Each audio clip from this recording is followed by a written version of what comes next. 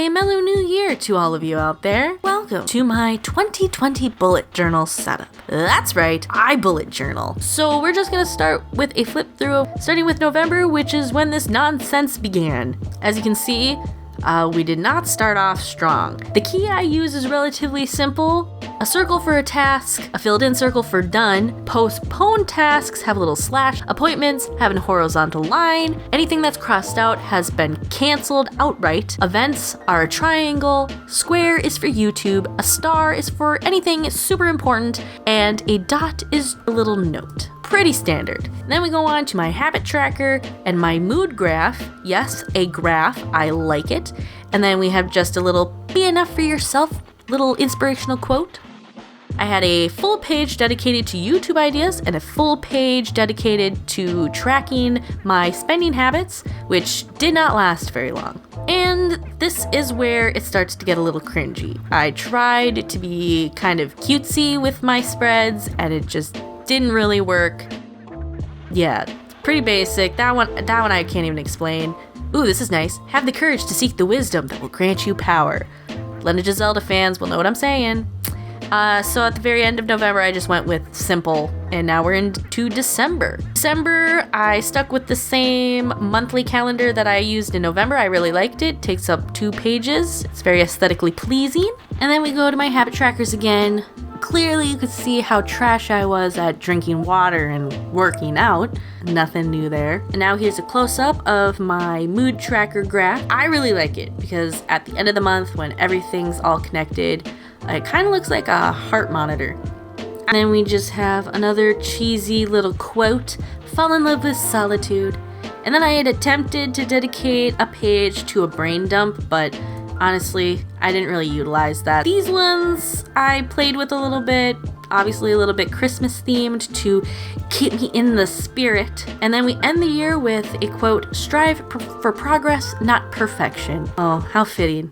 And then we just say goodbye to 2019 and say hello to 2020. So this is the beginning of my 2020 spread. I do like to start things out with a quote. I don't know, kind of just puts you in the right mindset.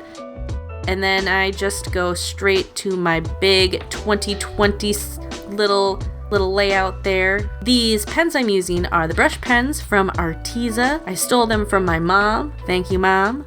They're really nice. I like them. They come in like literally every color imaginable.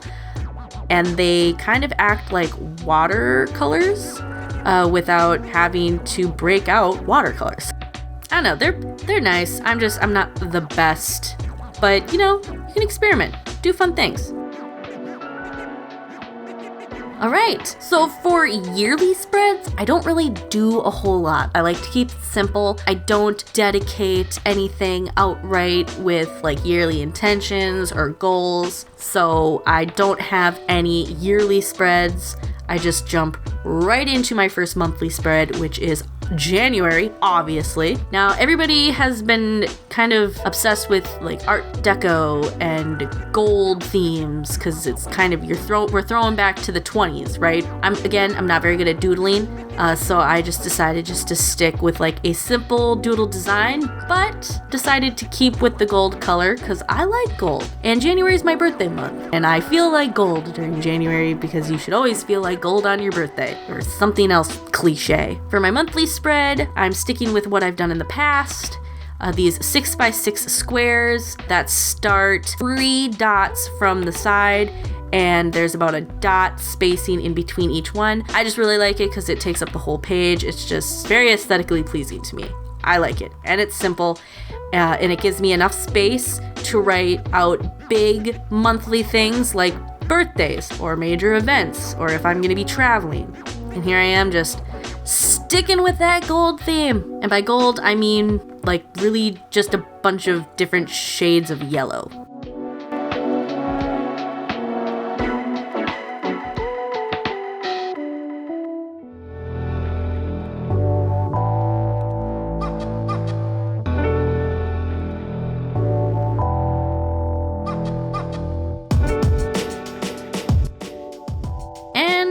To my habit tracker. Again, same format that I've always been using, And then each time I fulfill one of those habits, I just fill in the square that corresponds with the day in which I fulfilled it. Again, pretty simple. And the habits that I track are, again, pretty elementary. Brushing my teeth twice a day because I'm trash at brushing my teeth at night. Face care, drinking 8 glasses of water a day. YouTube, taking my medicine and my vitamins. Working out, not drinking or wasting my money on Starbucks.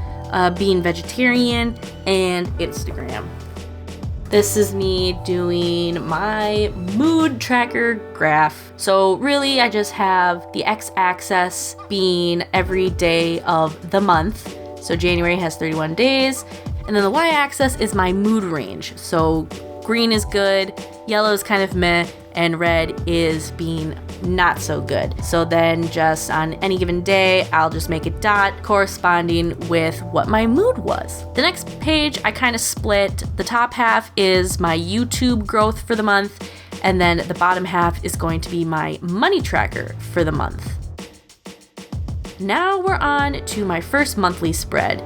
Now, with it being the new year and people typically drink champagne to celebrate the new year, so I went with this theme of golden champagne bubbles.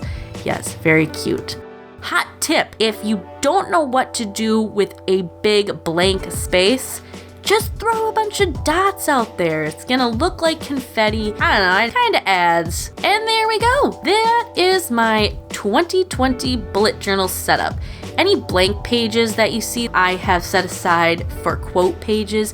All of the materials that I used will be linked in the description below. And of course, if you liked this video, give it a big ol' thumbs up. And go ahead and hit that red subscribe button down below if you haven't already, if you want to see more dumb content from yours truly. With all that being said, I hope you're having a fantastic new year, and I'll see you in the next one. Bye!